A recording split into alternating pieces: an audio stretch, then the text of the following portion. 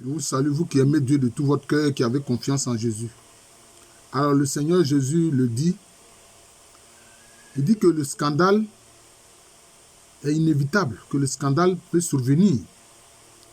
Mais malheur à qui, par qui le scandale survient. Malheur à celui par qui le scandale survient. Celui-là, il ferait mieux qu'il ait une meule qui soit mise à son cou et qui soit jetée à la mer. Voilà. Et surtout, ceux qui créent des scandales et qui font que ces petits, ces humbles-là, s'éloignent du Seigneur et perdent la foi. Donc, voilà ce que le Seigneur Jésus-Christ dit du scandale. Donc le scandale survient parce que c'est lié à la relation, aux relations interpersonnelles entre les gens. Mais, de qui vient le scandale? Le scandale vient de ceux qui, en fait, ne sont pas réellement convertis à Christ. C'est ça, en fait. Le scandale vient de ceux qui sont des adeptes du diable, de Satan, qui sont dissimulés à l'intérieur de l'Église. Et c'est ceux-là qui créent le scandale. Et quand le scandale survient, ça peut aller jusqu'à disloquer l'Église, ça peut aller jusqu'à disloquer la famille de Dieu. Vous voyez? Moi qui suis historien, je n'ai pas envie de vous retracer tous les problèmes qu'il y a eu au sein de l'Église.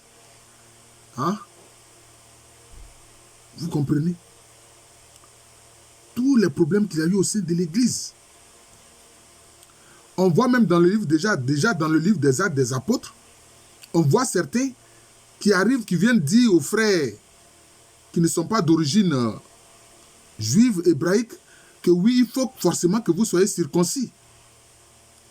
Il faut que vous soyez circoncis. Il a fallu que cette affaire soit tranchée. Vous voyez? Ceux-là qui ont dit qu'il faut que les nouveaux convertis, là, notamment les frères d'origine grecque, doivent forcément passer par la circoncision. C'est là que les autres ont dit, mais ça a été réfléchi. Les apôtres ont dit, mais écoutez, notamment Paul insiste, il dit, mais est-ce que c'est Moïse qui vous a sauvé? C'est Moïse qui est mort à la croix pour vous? Est-ce que c'est la circoncision là qui vous sauve? Ou bien c'est la personne de Jésus qui vous sauve? Vous voyez? Donc, cela aussi est lié quelquefois à des gens qui ont une mauvaise compréhension des Écritures et qui donc créent des problèmes. Ils ont une mauvaise compréhension des Écritures et ils créent des problèmes. Vous comprenez? Ils créent des problèmes. Vous voyez? Et quelquefois, ils viennent éloigner ce que Jésus-Christ appelle les petits, c'est-à-dire les humbles qui sont dans l'Église. Ils viennent mettre un poids sur leur foi. Ils viennent mettre un poids sur leur foi.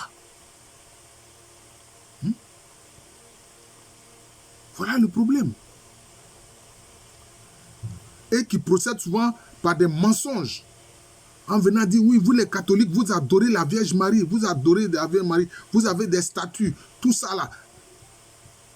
Mais, bon, tu viens faire une guerre aux statues, d'accord. Mais ce n'est pas le même Dieu là qui a demandé à Moïse de faire l'arche de l'Alliance. Est-ce que l'arche de l'Alliance c'est Dieu? Dieu se manifestait sur l'arche de l'Alliance, mais l'arche de l'Alliance n'est pas Dieu, mais c'est le même Dieu là qui a dit, vous ne vous ferez pas d'image taillée là. C'est lui qui a dit de faire l'arche de l'Alliance. Et de confectionner tous les objets du culte. Vous voyez? Alors ils vont venir vous dire, ouais, vous avez des statues de la Vierge Marie. Alors qu'eux-mêmes là, les photos de leur mariage là ont rempli les salons. Les photos de leurs anniversaires ont rempli les salons. Mais ça aussi, ce sont des images. Les photos de ton anniversaire là, ce sont des images. C'est une représentation, c'est une image. Voilà. Parce qu'au moment où Dieu disait ça aux hommes là, il n'y avait pas de photo. Il n'y avait pas de photo. Les images de ton anniversaire là, ce sont des représentations. Parce que si on veut aller loin dans cette question de non-représentation, d'image là, on ne fera même pas de photos, on ne filmerait rien. Vous comprenez? Donc, il y a des gens qui viennent comme ça, qui mettent le scandale. Voilà. Vous voyez? Mais, quelquefois, il y a certains fidèles qui poussent les responsables d'églises et de communautés à la faute. Qui poussent les responsables de communautés à la faute. Il m'a été raconté une histoire, bon, je ne sais pas si c'est vrai, mais c'est ce qui m'a été raconté. Une fois, une fille qui est censée être de l'église, elle est arrivée très nuitamment, dans un presbytère. Elle a prétendu que oui, elle était, je ne sais pas, elle a eu des problèmes, etc. Que voilà, on l'a accueillie dans le presbytère, mais c'est pour faire un scandale et puis accuser un prêtre d'avoir abusé d'elle. Quand de telles situations arrivent, quand souvent une femme accuse un homme d'abus sexuel, souvent c'est la femme qu'on écoute. On n'écoute même pas l'homme. Le prêtre a beau dire non, je ne l'ai pas touché, pas du tout, ce n'est pas vrai. Elle dit non, si, tu as abusé de moi. Voilà les scandales qui surviennent.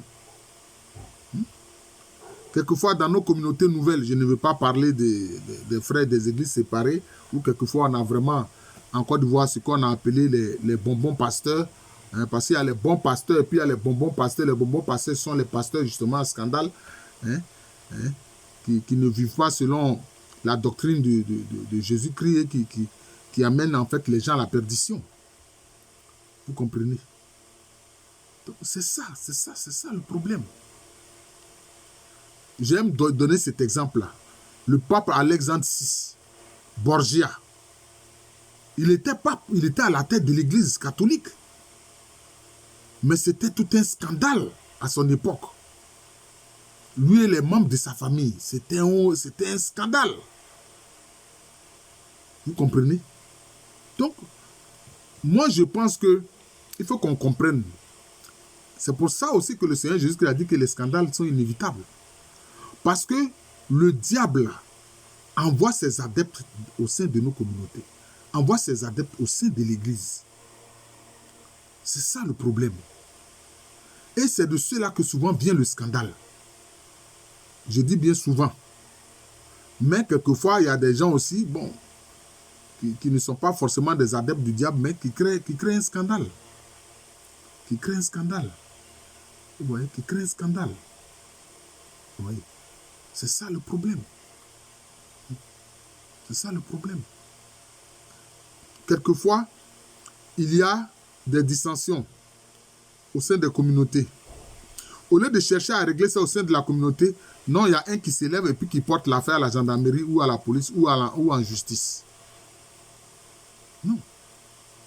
Il y a un cas d'un scandale comme ça dont parle l'apôtre Paul, où dans une des communautés qu'il a fondée, la communauté chrétienne, il y a un qui avait des rapports sexuels avec la femme de son père. Vous voyez, il avait des rapports sexuels avec la femme de son père. Il avait des relations coupables avec la propre femme de son père. Sans doute son père est décédé. Et puis lui, qu'est-ce qu'il s'en fait? Il s'en a récupéré la femme de son père. Mais Paul a durement fustigé cela. Il a durement fustigé cela. Vous comprenez? Voilà un scandale dont Paul parle déjà dans ses lettres apostoliques. Vous voyez? Donc, c'est pour ça que le Seigneur dit que les scandales, c'est inévitable, mais malheur à la personne par qui le scandale survient dans la communauté. Parce que le scandale, ça fait quoi? Ça divise l'Église. Le scandale, ça fait quoi? Ça crée des dissensions, ça crée des palabres. C'est pour ça que c'est une très mauvaise chose. Voilà. Donc, c'est le Saint-Esprit qui peut, n'est-ce pas, en habitant pleinement les gens, faire en sorte que les communautés, l'Église se développe, n'est-ce pas, dans la quiétude, dans la foi, dans la charité. Voilà. Donc, je suis le frère Jean de l'amour de Jésus, c'est mon nom spirituel. et à l'état civil. Je suis le professeur Alou Kwame René.